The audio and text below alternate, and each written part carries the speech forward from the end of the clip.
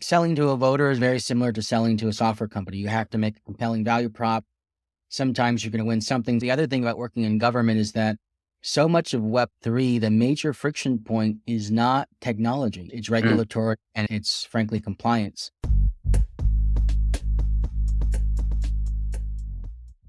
Hey everyone, thank you so much for joining the Behind Company Lines podcast. Today we have Jonathan Padilla, CEO and co-founder of Snickerdoodle Labs. Snickerdoodle Labs is a transformational data company that's bridging the gap between Web 2 and Web 3. Jonathan, thank you so much for jumping on the show today. I'm so excited to chat with you, not only because of your background experience, and I know you've touched a lot of different industries, but also more recently within Web 2 and Web 3, which we're working on at Snickerdoodle Labs, is so fascinating in how consumers are going to have such autonomy and really agency to kind of plug in and plug out of different platforms and websites and different products and applications. It can be so interesting to see how that kind of transforms the consumer, company, and ad dynamics kind of all in one. But before we get into all that good stuff with Snickerdoodle Labs, what were you doing before you started the company? Well, Julian, first, thank you for having me on the show. Happy to be here today. I mean, my career was a bit circuitous in the sense that right before Snickerdoodle, I was at PayPal. Yeah. And I was brought in early 2020 to help build the blockchain strategy group at PayPal. We did a lot of work behind the Venmo and the core PayPal apps, did a lot of work on PayPal stablecoin project and in support of PayPal Ventures as they took their first forays into crypto. So that was what I was doing immediately before Snickerdoodle. It was a great role. I think the team that, Jose has built at PayPal is one of the best in the industry. And so a lot of respect for Jose and his team there, Edwin Ioki and Paul Bances. But I think it was time to try to go build something as an entrepreneur. And that was really what got me excited. And before PayPal, I was overseas for a couple years in between Africa, China, and the UK. So it was very, very different. Like my core career before that was in government, and I did everything from speech writing and working in the White House under President Obama to working in local government. So it was a kind of an interesting 7-year period just doing the shift into that point. It's so fascinating thinking about the different dynamics too. What translated over from going from government and working with those types of individuals to kind of the more startup and engineers and kind of that focus? What were some of the differences you saw in that transition at the time? I mean, I think it comes down to, like, on a campaign, everything is very frenetic. There's a crisis that has to be, a fire that has to be put out every day. And I think everybody is working with too much to do and too little sleep, and you have to kind of make it work and present a very polished, pristine perception out there for in this case, voters. And voters are a lot like, selling to a voter is very similar to selling to a software company. You have to make a compelling value prop. Sometimes you're going to win something. Sometimes people are just not in the right market. And so you have very similar skill sets. And I would actually say the other thing about working in government is that so much of Web3, the major friction point is not technology. It's regulatory and it's frankly compliance. And so having the ability to understand how a government actor will operate offers a lot of insight in how to build a product that will frankly pass muster under the eyes of regulators. So I think that's also a pretty valuable skill set, being able to speak government when we engage with regulators and people in that type of space.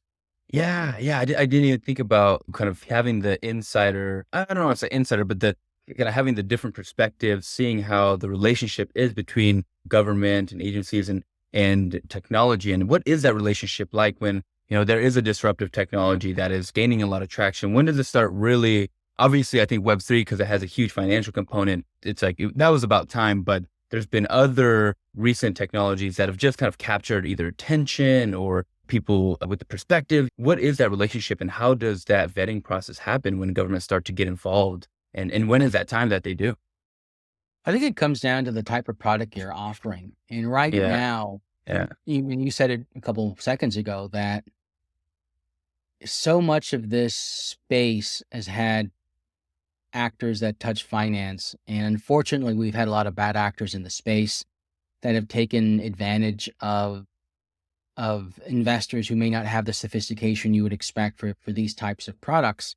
And that's led to really, really bad outcomes. And so it's completely understandable why regulators from the SEC and from other banking organizations have wanted to basically get a handle on crypto and better understand it, and frankly, make it conform to products and regulations that have a more comparable pattern that you would expect in Web 2. So that's an interesting scenario. And the difficulty is, I think Web 3 really can't be fit into the regulatory structures of Web 2. And I think most people would agree with that in the space.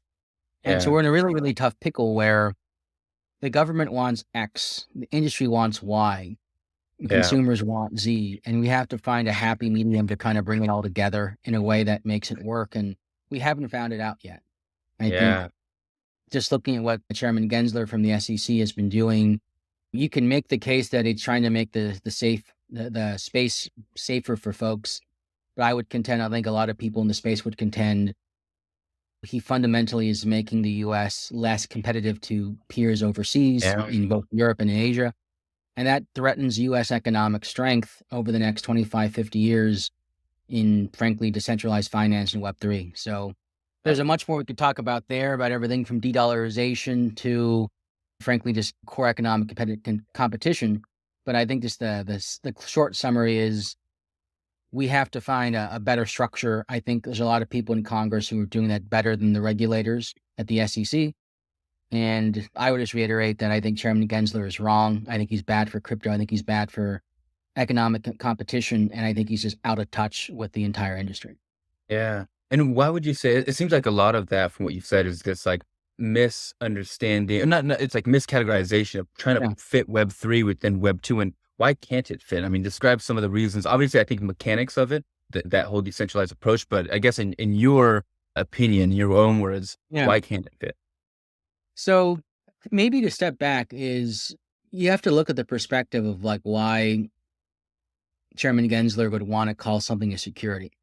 Mm-hmm. And he runs the Security and Exchange Commission. And so it is a governmental body, a regulator that is designed to regulate securities. And in order, there's a notion in Washington, if I put my old government hat on, there's something called a turf battle or a turf war. And this turf battle over jurisdiction would means that if it is if a digital currency is a security, he would get to regulate it. Now, if it is a commodity, there's an entirely different body called the Commodities Future Trading Commission, the CFTC. That generally has been seen as more favorable to crypto. And most people see Bitcoin as a commodity, but they see other assets potentially as securities. And there's different regulatory regimes. And we can get into minutia, but the key takeaway is by calling something a security, the SEC gets to regulate it, which means the jurisdiction extends to them. Yeah. And so that is, I think, a perverse incentive for the SEC to call something a security because they then get to regulate it. Yeah. Versus, and you're making something fit into a regulatory definition that goes back to the 1930s. Literally, the court case was on orange futures and orange growth. So that doesn't seem to probably make the same framework for digital currency. It's a completely different paradigm and requires a new set of regulatory structures or definitions. And maybe the SEC regulates, but it's a different type of product than a security. So I think a lot of it is political. I think a lot of it is jurisdictional, who can have the most power in Washington. And I think the only people that win there are regulators, and the people that lose are consumers and, frankly, entrepreneurs who now, are less able to compete, and you're stuck in a situation where there's this term called regulatory arbitrage, where firms will leave the U.S. and go overseas because of more favorable conditions and how they can run their businesses. Yeah. And it's crazy to think about how much this whole categorizing impacts the overall kind of regulations around Web3.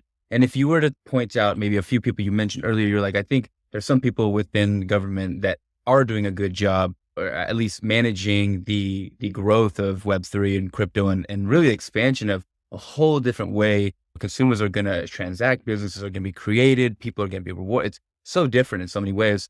Who is kind of leading the way, and what are they doing that you think is pushing, or at least in the right direction? Because crypto is going to expand, right, globally. And like you mentioned earlier, if we're not in the race, then we're pretty disadvantaged. So yeah, who's out there doing the right things, and what are they doing? So, I mean, I think Senator Loomis from Wyoming is probably a good example of somebody who's really trying to dig deep.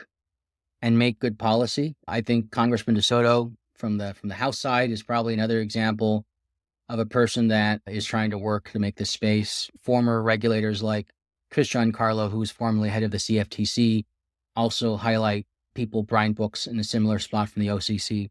So there's a number of, I think, good actors who've been in and out of government who are trying to put out frameworks. It's become very political where... Well, what are they doing in particular? When you talk about frameworks, like what are these frameworks that are beneficial? On people who are in Congress now are advocating actual legislation. And it comes down to core pieces that will define everything from definitions to frameworks to taxes. And I think people want clarity. The thing is, people want regulatory clarity. I think it would be good for the country, good for the industry. It's just making sure that the new regs are not draconian and don't stifle out innovation. So it's finding that balance. And I think the folks in Congress are doing that in a way that listens to people in the industry in a much more real perspective. And people that are former regulators like Brian and Chris are advocating using their body of knowledge from having run these agencies to really be advocates and lobby for good policy. I think it's that simple as concrete things. Yeah. How does the FedNow program impact Web3? And are they completely unrelated? Are banks having that ability to kind of not only have that, I guess, I don't even want to not transparency, but I guess just ability to control or access. Does that impact crypto? So it's adjacent, but it doesn't really impact crypto. I mean, this has been a project from the Federal Reserve for the better part of 10 to 15 years on upgrading basic interbank transfers and payments. So it's way more efficient than ACH in the kind of current system now. And it's designed to really have this near instantaneous kind of next day settlement, which I think is good, but it's not really Web3. It's not really digital dollar. Sure. So it's a very different thing. It's kind of an apples and oranges comparison, but one that I think is a good piece of financial infrastructure that will make everything from disbursement of funds. If you think about like a use case, this type of infrastructure would have made stimulus checks or COVID checks happen much more quickly. Very sure. And that would be great instead of people waiting 6 to 9 weeks for that cash, which was a lifeline for a lot of people during COVID. I think the difference between that and say a digital dollar is that if FedNow is going to allow much quicker transfers of value, a digital dollar would not only have that, but the ability to kind of bring in that data layer and then begin to slice and dice. So it's not just FedNow, you get $1,500 within a week. Digital dollar, you'd be able to get $1,500, but the government could also more easily target it and say, your income is this, and you're in this jurisdiction, means maybe you get a little bit more, maybe you get a little bit less. You can begin to have scalpel-like precision, and you still don't have that with the FedNow system. Yeah. We talked a lot about obviously the external impacts of crypto, government influence, and that relationship. But shifting kind of on a more personal note, when did you first get involved with crypto and Web3? And what about the technology really, I guess, triggered this excitement to then start Snickerdoodle, but work on all these projects that, at PayPal and all these other companies that really pushed the ability for this technology to move forward? What was that? What was that? Was there a story involved there? Did you stumble upon it, or were you always listening to it? And what was that experience like? So I got involved in late 2016. A classmate of mine when I was at Oxford had worked for Ripple, super early on at Ripple. And so he gave me the ins and outs when we were overseas in the UK. And I think it was talking with him and getting his perspective on the industry that it was more than just Bitcoin. You could build this programmability aspects. I thought was really, really interesting from the use cases you could have in a government perspective. So that for me was a super compelling kind of rabbit hole moment. And the funny thing is, like, the rabbit hole moment took place where the original rabbit hole was. I remember we were over by Christchurch Meadow in Oxford, which is where they had the Alice in Wonderland story base where you get the rabbit hole. And so it was about 100 meters away from that we had this conversation at Pembroke College. So that was 2016, and then wrapped up in the UK. I wrote my master's thesis there at Oxford about how digital transformation and blockchain could be super critical for electrification in Africa. And then I went off to China, and that was 2017, 2018. And that was a great time to be in Web3 in China. This was right before the big bans took effect. The industry and the sector there in Beijing was super, super concentrated and focused, and people were building like crazy. There were tons of events.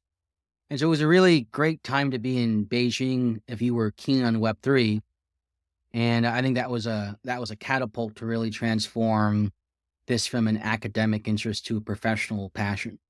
And at the course of that, I wrote my master's thesis at Tsinghua, focused on transnational regulation of digital assets. And that was used by the Financial Stability Board as they started to take a look at regulation and how to model this. And from that, I was able to set up an academic research lab at Stanford that still exists. We're still active with that. And that led to my work at PayPal. Yeah.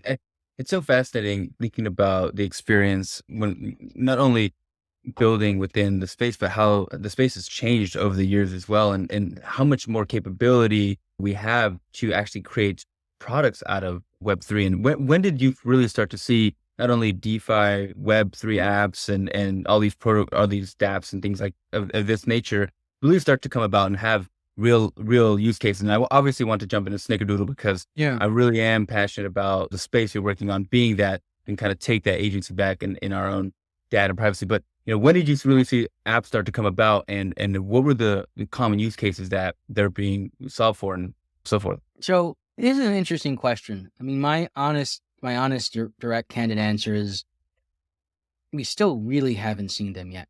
We've seen people, if you look at finance, and there's a ton of applications within DeFi and in financial applications, which I think are really interesting. I think that space will be challenged for a while as long as interest rates are high. And just think about it. When DeFi summer happened, interest rates were a quarter point, half a point. In some places in Europe, negative. And so people were chasing yield to make money on their dollar, their euro, or their Swiss franc. Now you have interest rates that, are 5% above. Why would you put $100 in a DeFi protocol versus getting $100 in a US Treasury if the gain in return is going to be the same? In fact, it might be higher with the Treasury because it's tax-free. That's a real issue. And so as long as interest rates remain stubbornly high, you're probably in a spot where DeFi will suffer. So there's a bunch of other applications there on the finance side, but my honest answer to your question is blockchain still kind of sucks. And what I mean by that is the UX UI is not where it needs to be for mass adoption. There's still too much friction in the space. And while a lot of us in the Web3 space, I think, are willing to deal with friction, most consumers are not. And so I think the last 12 to 18 months, you've seen people that are really focused on a delightful user experience and user journey. But we still haven't seen a ton of use cases and applications outside of Web3 that have really scaled. And that's the honest answer. It's like, I'm not going to come and tell your listeners something that's not true. And the honest answer, haven't seen that mass adoption curve yet. I think we're starting to kind of see the beginnings of that. And hopefully when this winter comes to a close, the people that have been left and have been building will be in a spot to really address that. But maybe to think about it, I think people really need to have this perspective of like the blockchain grandma in mind, where if your grandmother can use the product, you're going to probably be okay. But build something and design something so that your grandmother can use it. And right now, most Web3 companies are not doing mobile where most consumers are. And it's still too clunky and cumbersome and just not a fun time if you're doing this, even as somebody like you or myself for the MetaMask or something. Yeah.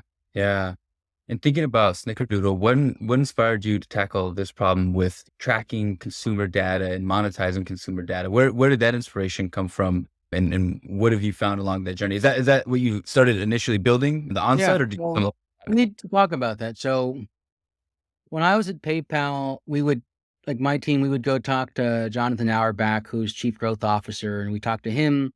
We talked to other folks in leadership, and we would always give them the updates and basically ask for resources, and they would always eventually give us the resources to build.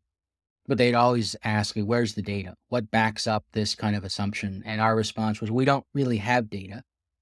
We have really good guesses, but there's very, very little data available on consumer outcomes and consumer choices in Web3.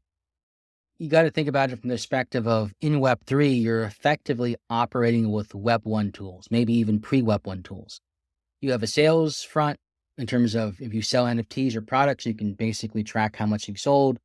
You have customer surveys, and then maybe you have Discord. And literally, some of the bigger projects will pay an intern or pay somebody to go in there and monitor a Discord to figure out what sentiment is about the product.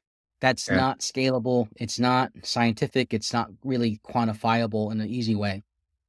And so we set out to solve this issue. If you have a firm like Nansen, they're doing data for trading and exchanges. Great, awesome use case. We're not doing that. You have firms like TRM Labs or CipherTrace or Chainalysis. They are doing forensics to make sure that you and I are not terrorists or money launderers. Great use case, super valuable. We're not doing that.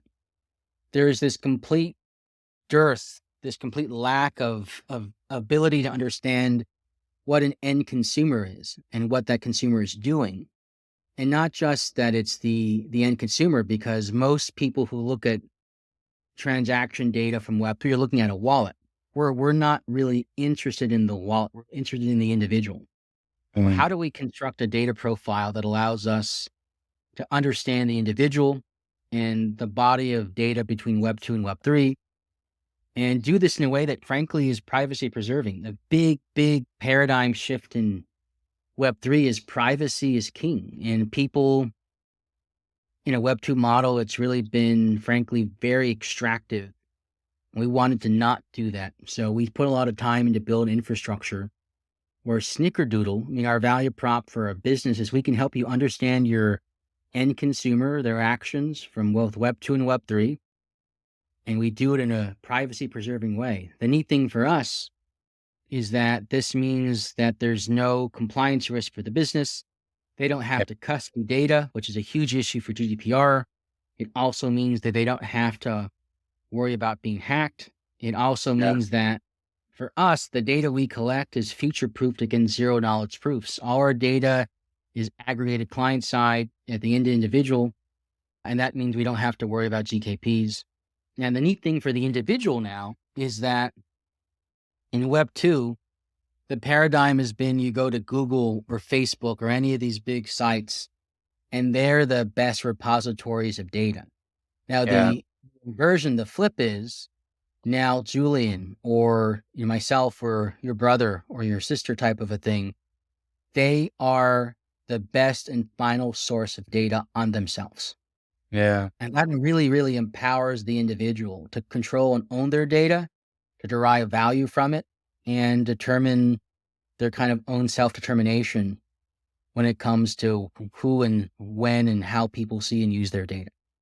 So that's the shift of what we've done, and happy to talk more about how we do that. Yeah. One thing I was going to ask is it a monetized model? What are ways that you drive value and kind of affect consumer, and what kind of structure do you have set to kind of continue not only building trust in this relationship with your customers, but also get them onboarded onto, because I feel like that would be a huge concern of mine, would be just onboarding as many users as possible to have a pool of data to then ideally go and sell to, or sell the opportunity to. And I'd love for you to expand on that. Good question. We think about it in a couple ways. Like, one, let's maybe start with the onboarding and we'll go to the value.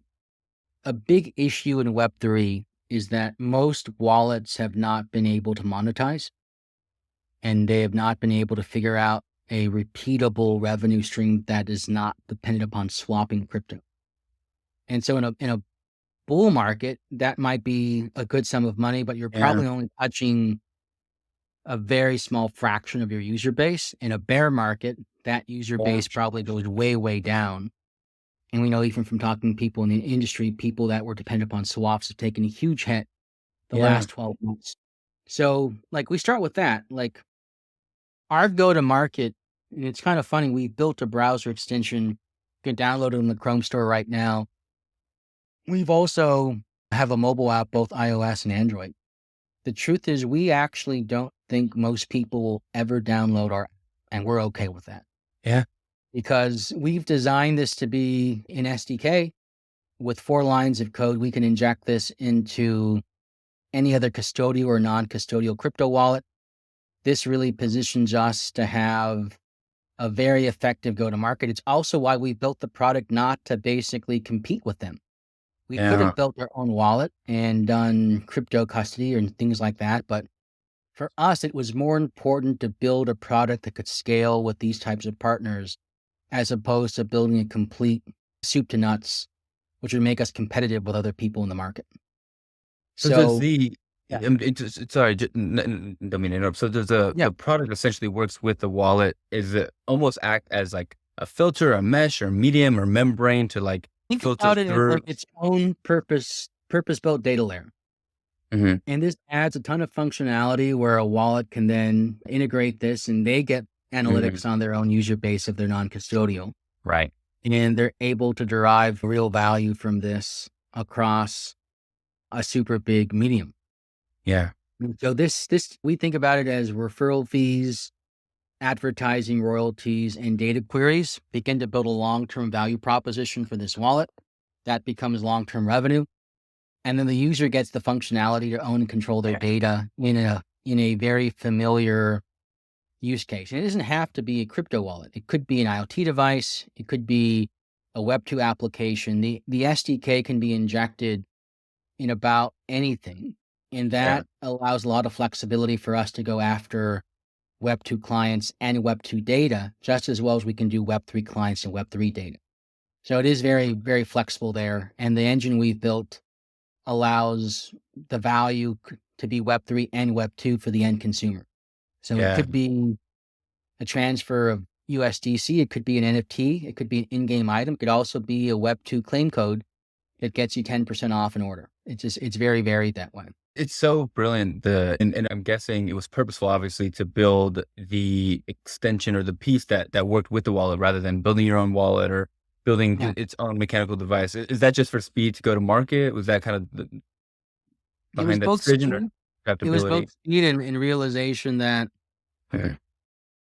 having this integration with other crypto wallets would be a massive Yeah. way to boost Yeah. our go-to-market and frankly align value across the industry Yeah. versus asking everybody to just drop their current wallet infrastructure. And I think the wallet space is pretty red ocean.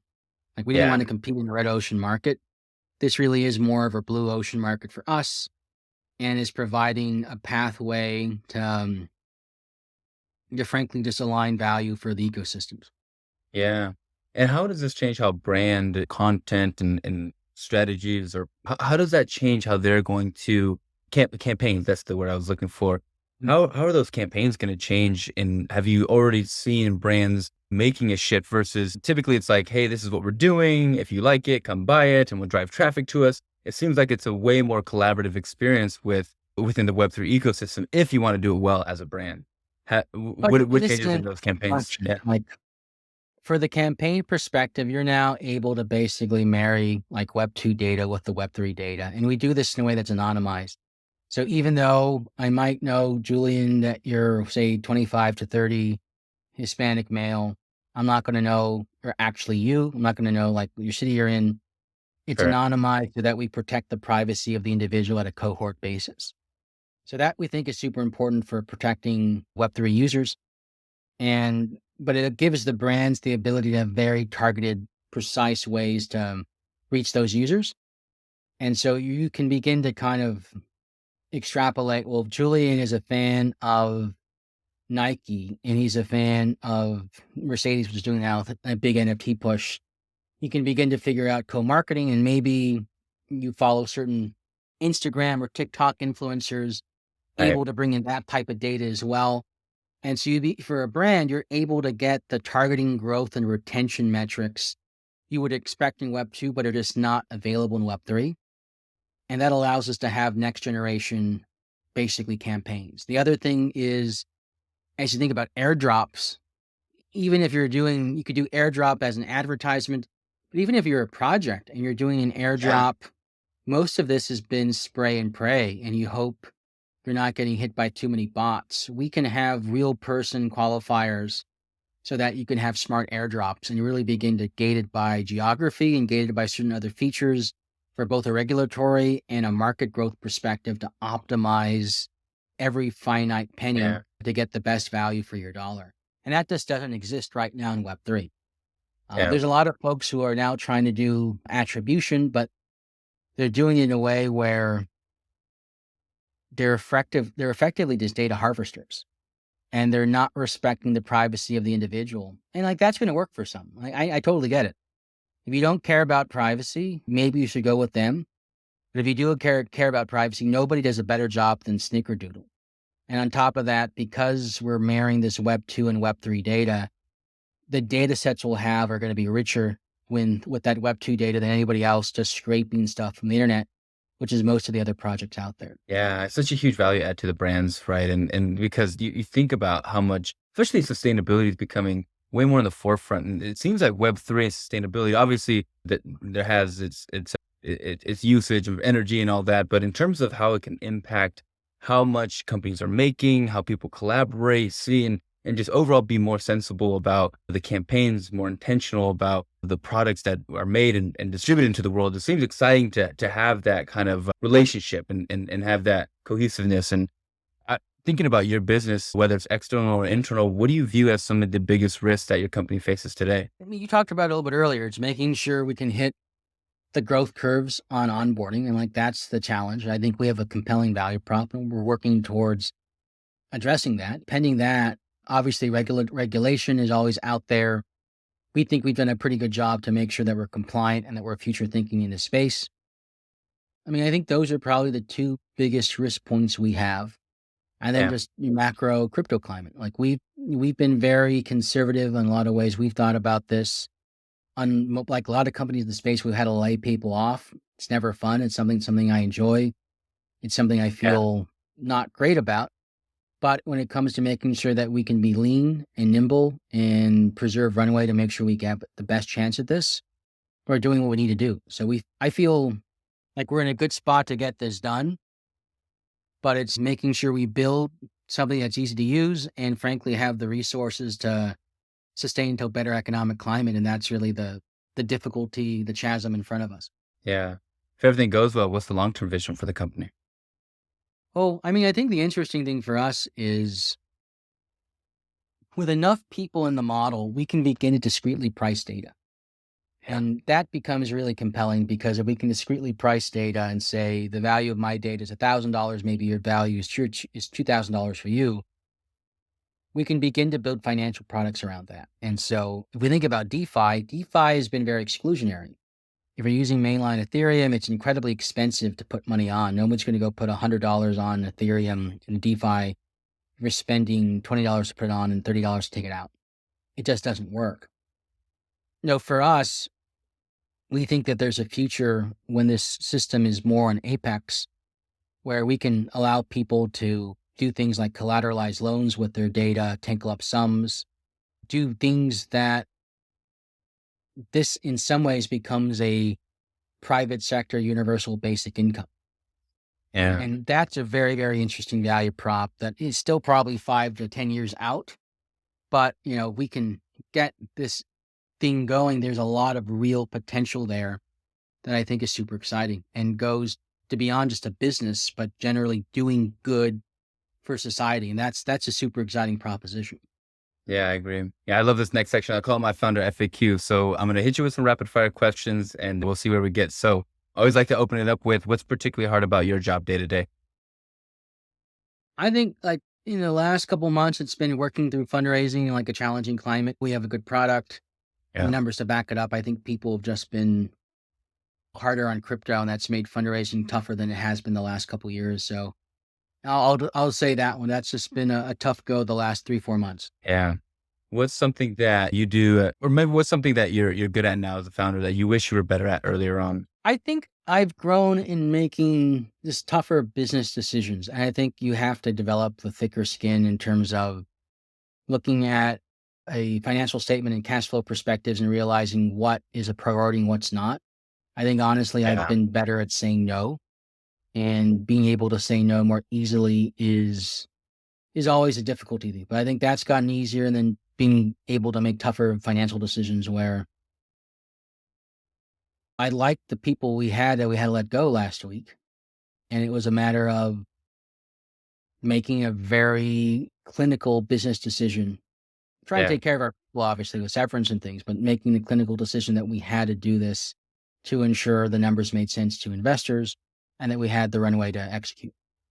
Yeah. Yeah. It's interesting because a lot of people don't see the other side. And what do you do to kind of decompress or kind of get away from just the harsh reality of the impact and the weight of a lot of decisions that founders have to make? Because we're all in similar seats, and no one's there to work along with us to really take some of that burden. We all kind of take it to heart. What are some things that you do that other founders could do to kind of decompress a little bit? I think it comes down to finding like a cadre of people, and it could be family, it could be friends outside of work. And Yeah. Snickerdoodle, I've had the pleasure and benefit of working with very close friends when we started the company. That also made sometimes making business decisions a lot more difficult because it's Yeah. clouded by, in like one case, more than a decade of friendship. So I think finding people that are not related to work and finding things that are completely divorced from work. So for me, I spend a lot of time with my dogs. Dogs listen very well. I'll put it that way. They may not give a good response, but they listen very well. And it's good to spend time just not thinking about work for a couple hours a day. I think I've also become a little more religious about taking time off on the weekend. And I'll invariably work at least 12 to 10 to 12 hours on a weekend, but I'll try to take one day off and Yeah. not do work enough just to make sure I have sanity and I can be as sharp as possible in those other days. Yeah. Thinking about your product and what will propel your product to really kind of take on that adoption curve.